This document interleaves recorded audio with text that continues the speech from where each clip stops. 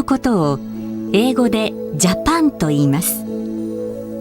日本の工芸品の中で欧米人に最も強い印象を与えたものが漆器だったということでしょう。漆工芸はまさに日本を代表する工芸です。漆器は漆の木から取った樹液を木の器などに塗って金粉や銀粉をまいて模様を描く蒔絵、貝殻を埋め込む螺鈿、銀など金属の薄い板を貼り付ける氷紋などの装飾を施しますが、そうした装飾を施さないで塗りだけで仕上げるものもあります。塗りは漆芸の基本であるとともに、それだけで工芸作品ともなる奥の深い技術なのです。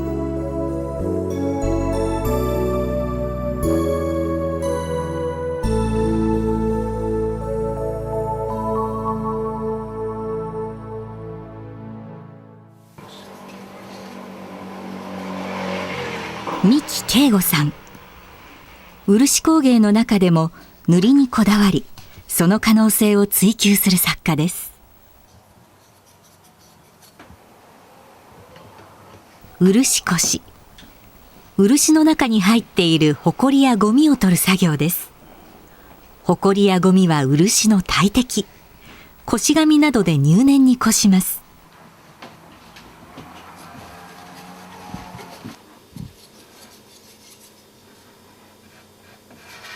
こした漆を器の生地に塗ります。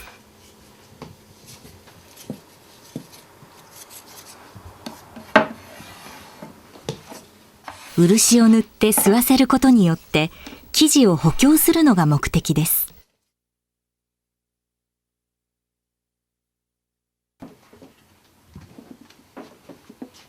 生地固めが終わった器を乾かします。漆を乾かすには適度な温度と湿度が必要なため、温度と湿度を管理した漆室に入れて乾かします。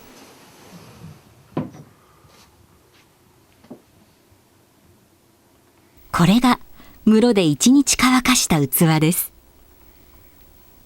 その上に麻布をかぶせる布着せという工程に移ります。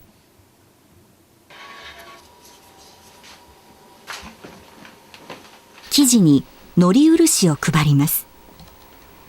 のり漆はもち米の粉を水で溶いて作ったのりに漆を混ぜたものです。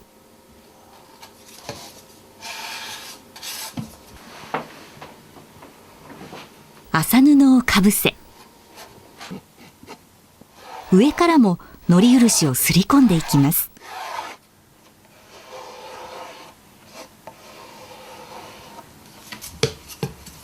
この器は何枚かの板を接着して作ってあります。その接着部に麻布という強い繊維を漆で貼り付けて補強するための作業です。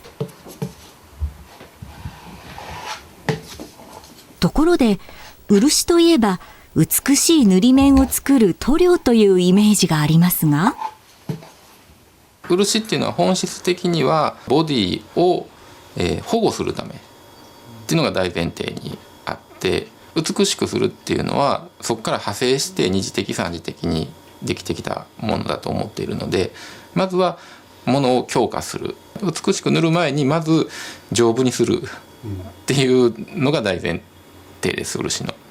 はい、漆をどのように採取するのか見てみましょう。福知山市八雲町の雑木林。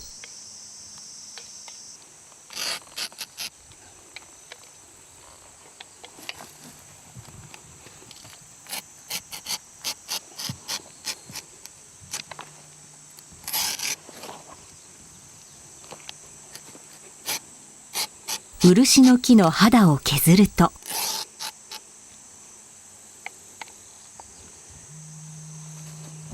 樹液がにじみ出てきます。それをヘラで竹筒に流し込みます。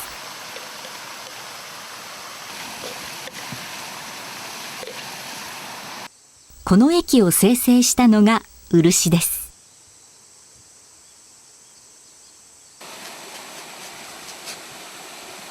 漆は艶やかな塗り面を作る塗料になるだけでなく、耐水、耐酸、耐アルカリの性質があるため、器を保護する働きがあり、粘着性が高いので接着剤の役割も果たします。このようにさまざまな働きをするため、漆は魔法の液体と呼ばれることもあります。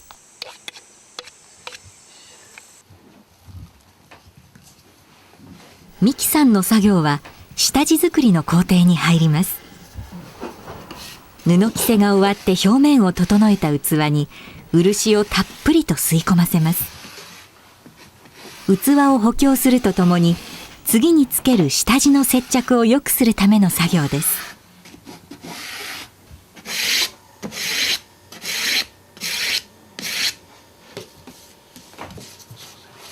その上に最初の下地、地のこさびを塗ります。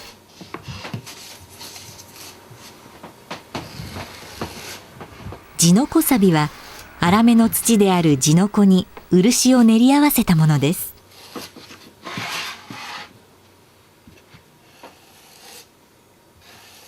この地付けという作業は、最後にきれいな塗り面を作るために漆を塗る台、いわば土台を作る作業です。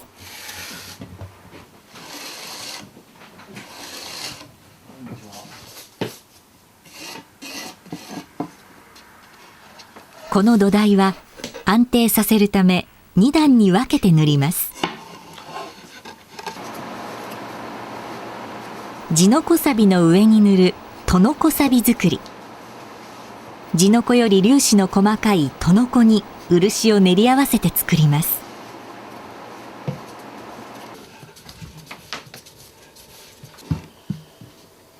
地付けをした後の器にとのこさびを塗ります。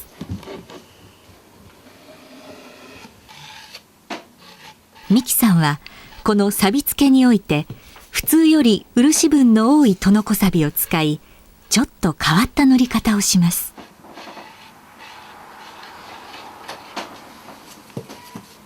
角の部分が斜めに上がって少し高くなるように、ちょうど角に突起をつけた形です。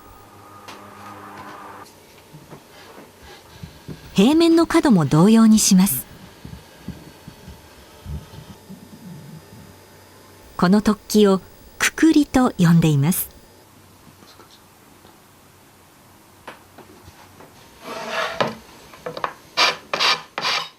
乾燥させた後、くくりを研いで高さや形を整えます。通常使われている、とのこさびっていうものより漆分が少し多いさびなんですね。でそれだけ固まった時にはしっかりと硬く締まる。で角になる部分にそれをすることによって、その角の形がすっきりときちっとした形に研ぎ出しやすい。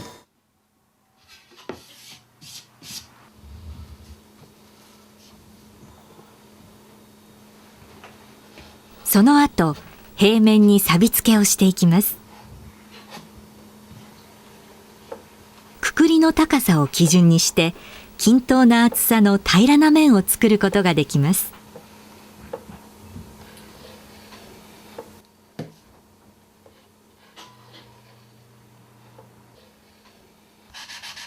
乾燥させた後、錆研ぎをします。水で濡らした器を水で濡らした砥石で研ぐ水研ぎという研ぎ方です。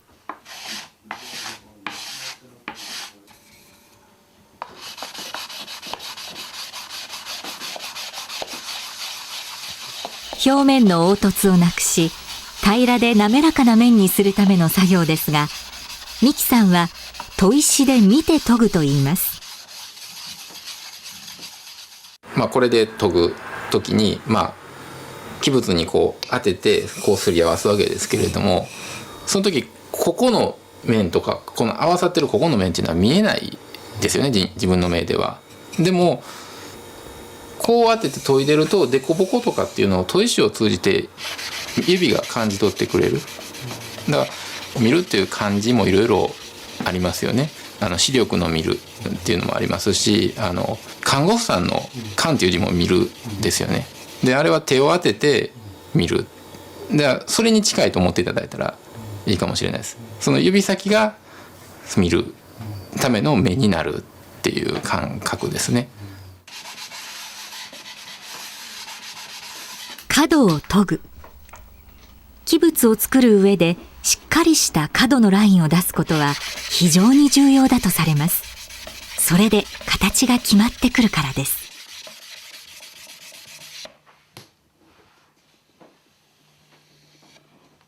この錆研ぎは下地作りの最後の工程です。次は塗りの工程に入りますが、この下地作りまでで作品の出来の 90% 以上が決まってくると三木さんは言います。こういう下地の研ぎ上がったもの、塗る前のものの状態で、自分で塗ってる時もそうなんですけど、塗るのが怖いぐらいに、塗らなくってもいいじゃないかこれはっていうぐらいの緊張感があるいいものである。やっぱり下仕事はきっちりやるっていうのが基本かなと思いますね。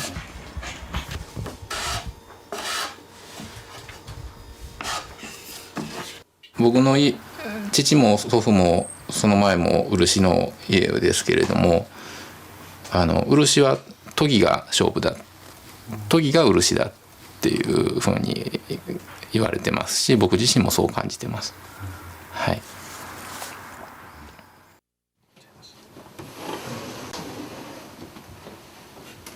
いよいよ塗りの工程に入ります。塗りは標準的には下塗り、中塗り、上塗りの3回行います。これは下塗りです。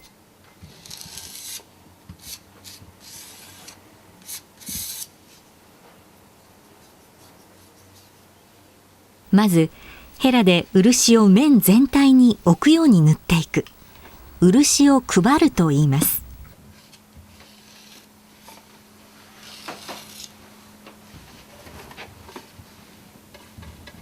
刷毛で漆の表面を整えます。刷毛は撫でる、刷毛で塗るというより刷毛で撫でるっていう感覚の方がいいと思います。下塗りのポイントはできるだけ薄く塗ること。この後に研ぎの作業がありますが、厚く塗るとその時に塗り面の凹凸が見分けにくくなるからです。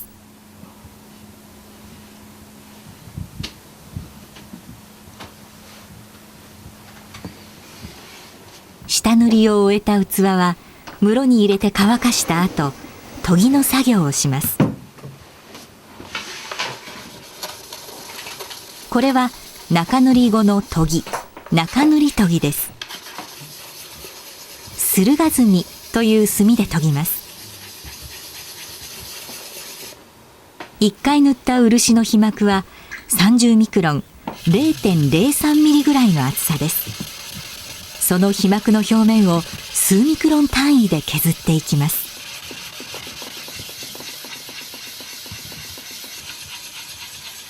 そうすると漆の表面に色ムラが現れてきます。黒く輝いているところがまだ研げていないところ、薄いグレーになったところがよく研げて下の層が出かかっているところです。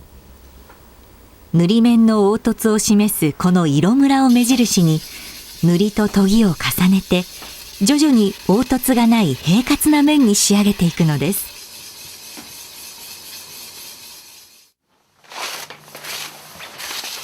塗りの最終工程、上塗りに入ります。ほこりが付着しにくい服に着替え、粘着シールでほこりを取ります。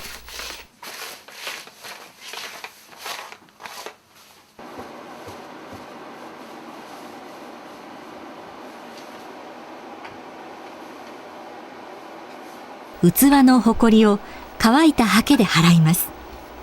まさに埃との戦いです。美希さんの表情もこれまでの工程の時とは変わってきました。それこそ3日ぐらい前からそろそろ塗るぞと。であれを塗るためにはじゃあ漆をこのコントロールをして天気予報を見ながらじゃあいつぐらいに塗ったらええ感じかな、で器物とお前どういう風に塗ったら綺麗になんやろうなっていうのを相談しながら時間をかけて塗る気持ちを高めていって塗ればそれなりにいい塗りに近づいていくのかなって思います。上塗りには黒ロイロ漆というさらっとした上質の漆を使います。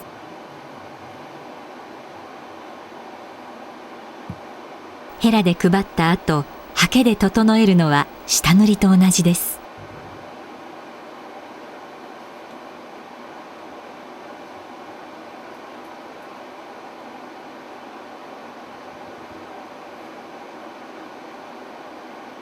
上塗りは下塗り、中塗りに比べて漆を厚めに塗ります。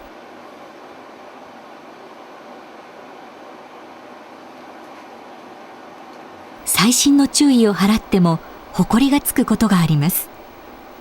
ヘラで一つ一つ取っていきます。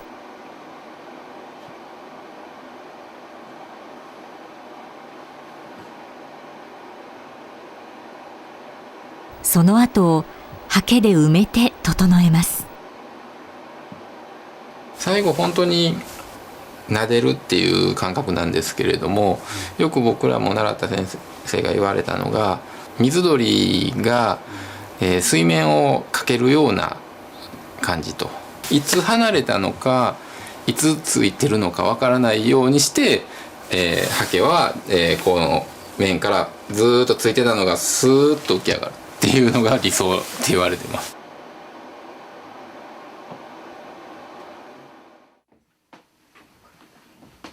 仕上げはすり漆と磨きの工程を繰り返します。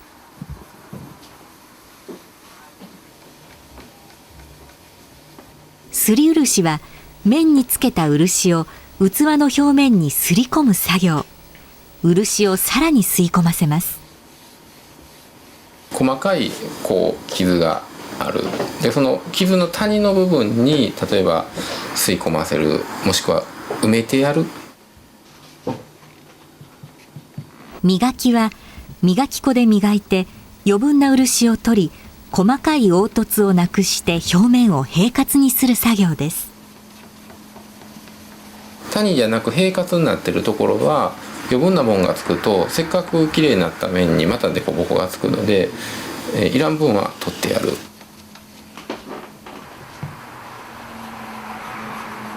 このすり漆と磨きの作業を少なくとも3回繰り返します。繰り返すごとに光沢が増してきます。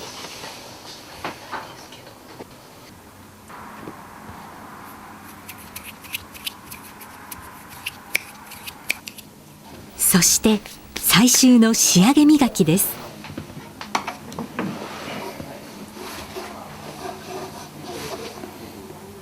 磨き粉を指や手につけて磨きます。指の指紋が繊細なヤスリ、手の油が潤滑油の働きをするといいます。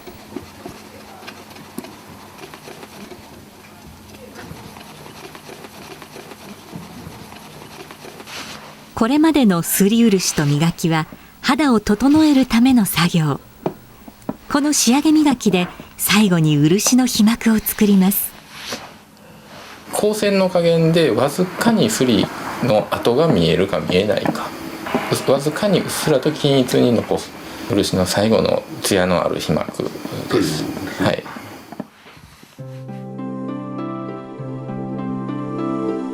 作品が完成しました。磨きを重ねた漆の膜の美しい光沢。研ぎなどの丁寧な下地作りの作業があって初めて生まれる光沢です。親子4代にわたって漆を家業とする三木家に伝わる言葉。漆は研ぎが勝負だ、研ぎが漆だ。仕上げ作業以上にその前の下地作りが大切だというこの言葉、漆芸だけにとどまらず全ての工芸に通じる言葉と言えましょう。